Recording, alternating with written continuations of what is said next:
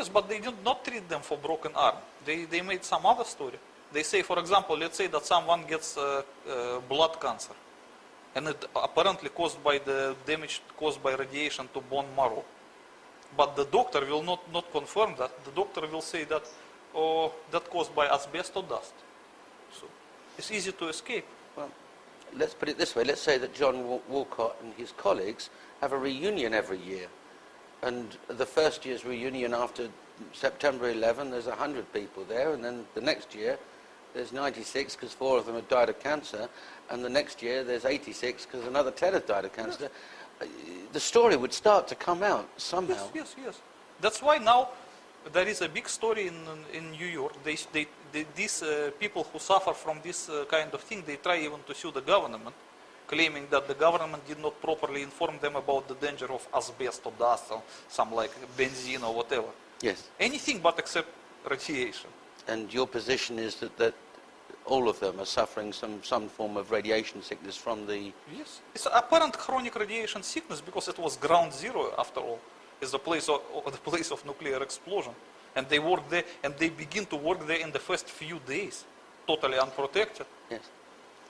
But let's say that's continued because over a period of time they redesigned the sites and other people came into work. How long would those vapors continue for?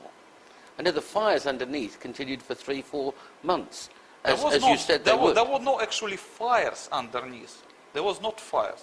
They were just extremely hot material. Molten steel?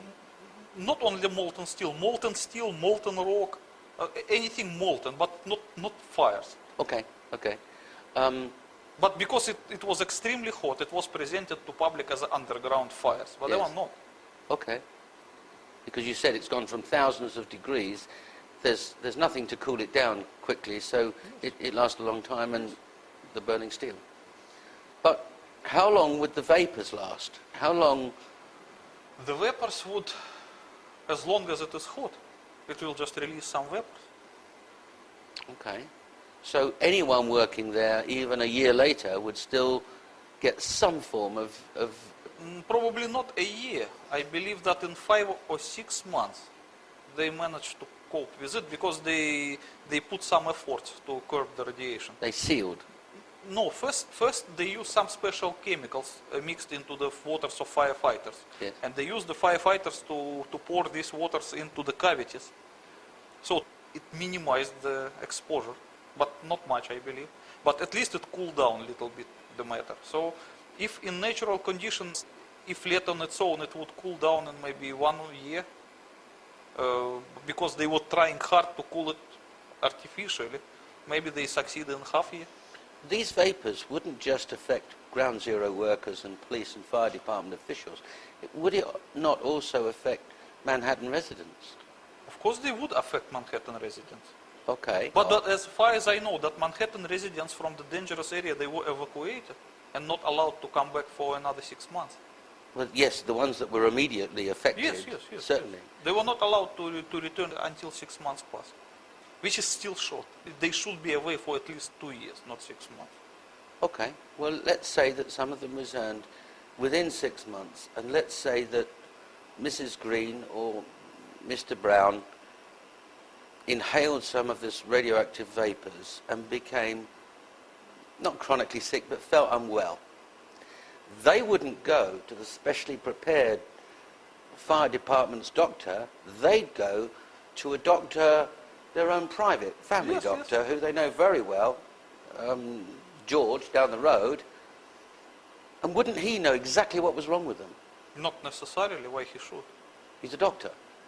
They've So got radiation sickness. The doctor is not necessarily a specialist in nuclear explosion and these kind of things. He's just a doctor. Okay.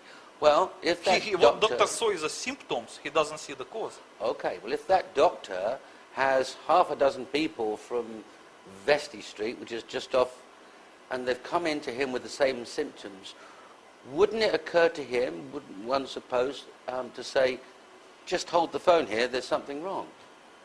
I don't think so, because the doctors, they also read newspapers and also they have some internal instructions.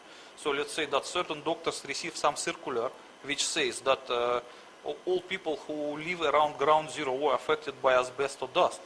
So the doctor should believe that.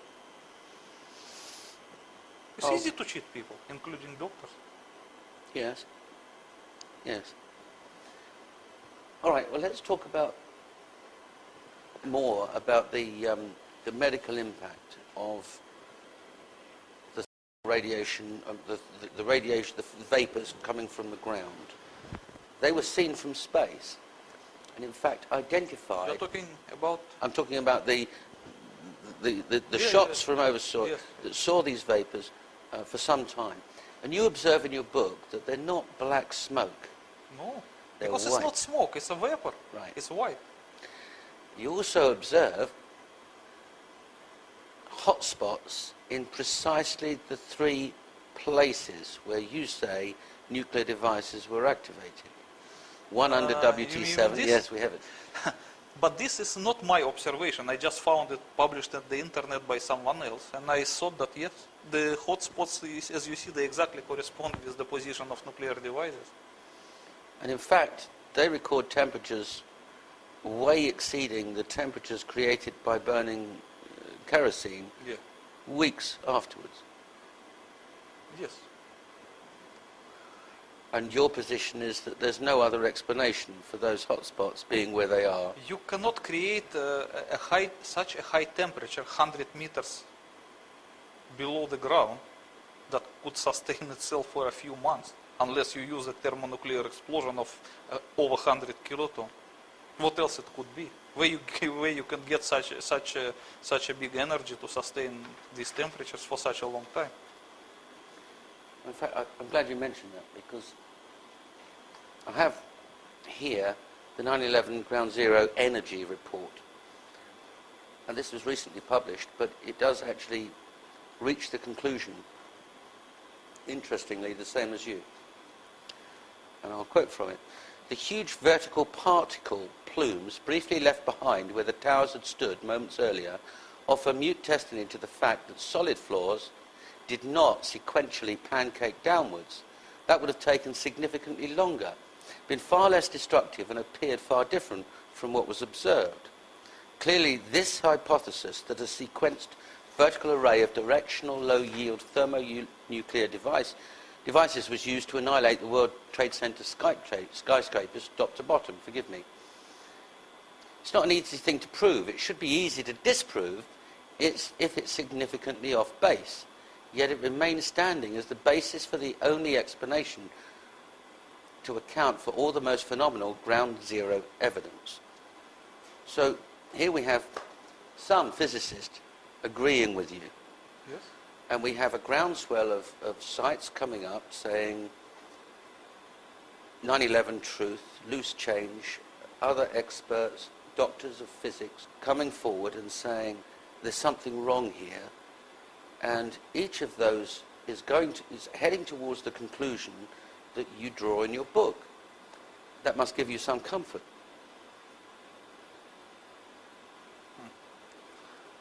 I don't even know how to answer this.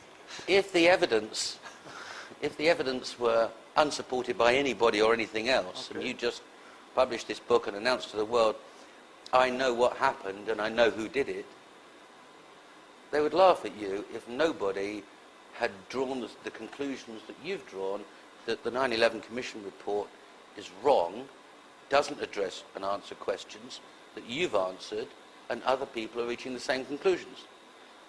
Yes, of course. There are a lot of people who attempted to search for September 11 truth independently, and they arrived to similar conclusions as mine, with the one difference. They did not know for sure that there was a nuclear demolition scheme of the World Trade Center, while I knew it for sure from my former service in the Soviet military. That makes the difference.